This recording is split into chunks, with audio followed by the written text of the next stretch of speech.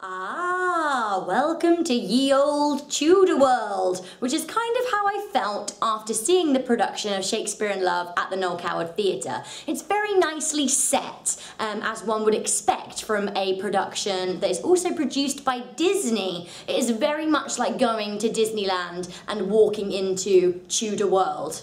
By that I mean the set and the costume are absolutely fantastic. I really, really like it. It's very true to the period.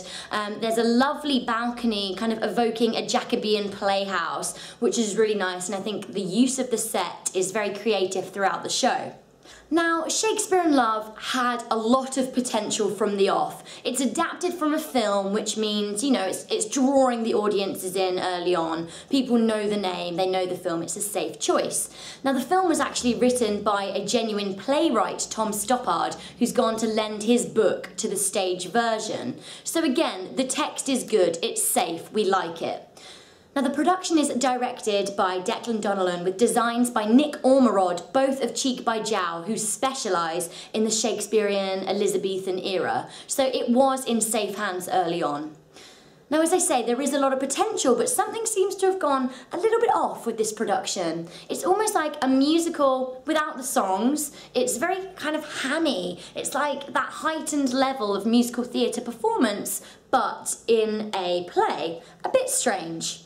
Whilst some of the lines that are delivered in the film are really, really funny, on stage here they almost seem a bit awkward, like they're being played specifically for laughs. One big instance of this is the stuttering actor. Now, whilst this works in the film, on the stage, to me, it just felt very, very awkward. Now, the casting was very promising, and I do think that a lot of the actors have a lot of potential in them. I think Tom Bateman was silly yet sincere as the somewhat fraudulent William Shakespeare. David Oakes was camp but amusing as Marlowe, and I very much enjoyed Anna Carteret as Queen Elizabeth.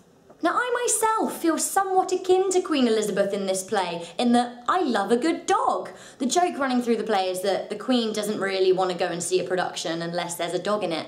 And I'm kind of thinking, I wouldn't go as far as to say this show wouldn't be that enjoyable without the dog, but I do think the dog makes it. Hello, yes, dog, I love you. Now, overall, the play has heaps of potential. I will say I did very much enjoy it, but the moments of hammy acting, for me, just threw it a little bit off. I think that it looked really nice, it sounded really nice, but for me, just tone down that characterization in the performance and stop trying to play lines for laughs. And I think perhaps the play could settle into sort of a smoother pace that would be very enjoyable for the audience.